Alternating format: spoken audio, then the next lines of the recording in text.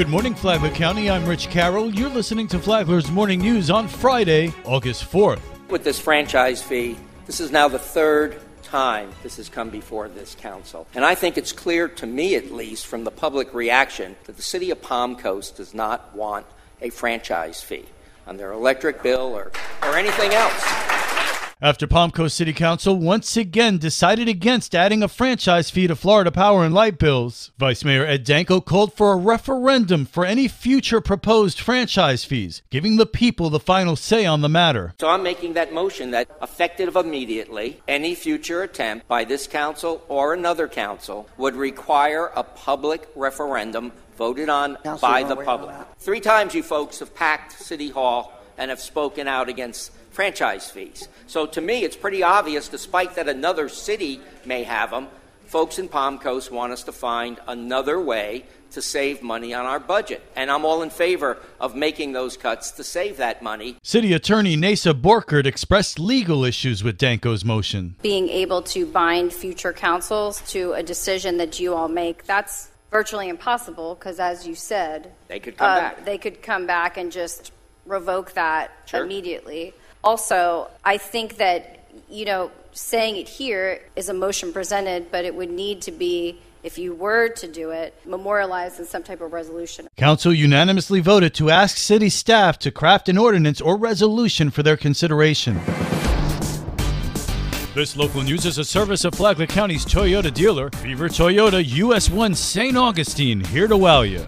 Hyundai and Kia owners should be on high alert after a social media challenge puts their vehicles at risk for theft. A TikTok challenge that is spread nationwide is targeting Hyundai and Kia brand vehicles. The challenge exploits a design vulnerability in some Hyundai and Kia cars, which allows the ignition to be bypassed using a USB cable. The most affected vehicles are Kias made between 2010 and 2021 and Hyundais produced between 2015 and 2021. Thieves typically break out a window to gain access to the car, expose the steering column, and fit a USB-A into a matching plug. After the vehicle is stolen, they've been found disabled nearby or crashed and left in the running position. Flagler County Sheriff Rick Staley has some good news about the situation. There's a software error in the ignition that allows thieves to steal your car.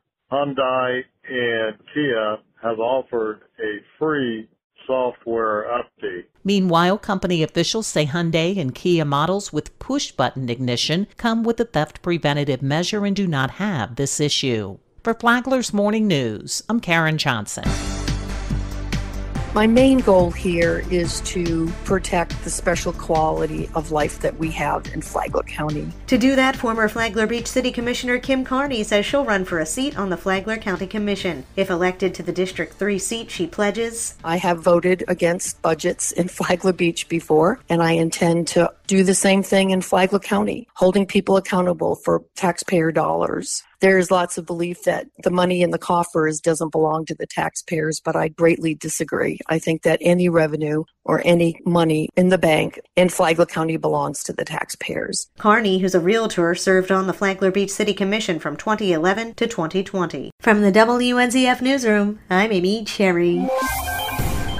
How are Floridians protected from deep fakes? Florida Attorney General Ashley Moody said that deep fakes are those online posts, whether they are posts, pictures, or videos that look real and authentic, but are not. She said on the Business Report recently that it will take laws that will punish those who use technology to promote deep fakes. It's incredibly scary what technology can do now. And so I think you'll see a lot of jurisdictions evaluating their laws, making sure that they are written in a way that would include scams and fraud. I know that legislators in Florida really looked at that last year, and again, we'll do that this year. Moody said that she's just launched a team called the Cyber Fraud Enforcement Unit. She said that team follows up on deepfakes investigations when federal investigators do not have the time. The Business Report is on WNZF on Saturday mornings at 10, and it's on the Flagler radio app. From the WNZF Newsroom, I'm Deb Albertson.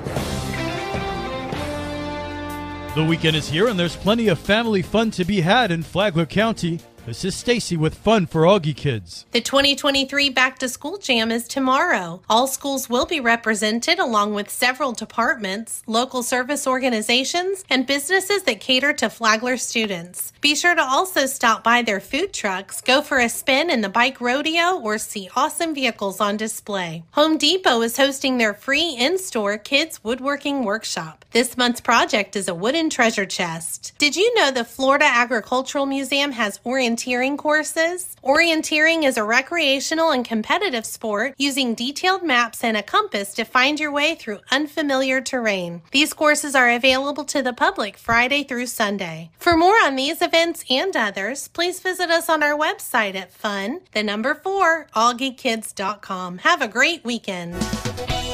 And now you're up to date on Flagler's Morning News. I'm Rich Carroll. And now, Mike Lee Show with your WNZF local sports update. Fall sports preseason is underway for FPC in Matanzas. This week, bowling, cheer, cross-country, football, golf, swimming, and volleyball all began practice. Stay tuned to WNZF for scores, news, player and coach interviews, plus live coverage all year long. Flagler County is football county. Our first broadcast will be 3 weeks from today as the Daniel Fish era begins with a battle of the Bulldogs when FPC travels to Live Oak to take on Swanee. Fish on his first impressions in fall practice. I've been pleased with the work that we put in so far. I thought today was a very good day. Obviously, we're looking to take the next step each day. We think we're going to surprise a lot of people with what we have in place. FPC had some key players transfer, but also has its share of newcomers. I think our guys that have been here for a long time really did a good job embracing some of the new faces that they saw on campus and also kind of showed them the culture we're trying to build. On the north end of the county, head coach Matt Forrest begins his 4th season at the helm of the ship at Matanzas. I think this is the closest we've looked in our practice tempo to what I was used to playing and coaching in college. We're getting a lot of plays ran. We're getting a lot of individual time done. Forrest has a record number of hands on deck this year. I think we got 100 on the roster or 101 on the roster. So the guys that we thought were going to be really good ball players for us are guys that we thought could be key backups or contributors are being exactly that. Matanzas opens their regular season August 25th at South Lake High in Groveland. Travis Boone was hired as the Matanzas Pirates girls basketball coach last week. Boone on what his Lady Pirates program will be like. It's going to be a fun environment, fun culture, as well as something for them to build for the next however many years this program will continue to grow. I spend 2 minutes and more with Coach Boone on tomorrow's Rich and Mike Sports Show, 7:30 a.m. right here on WNZF. We're your home for local sports with updates Mondays and Fridays. From the sports desk, I'm Mike Lucio.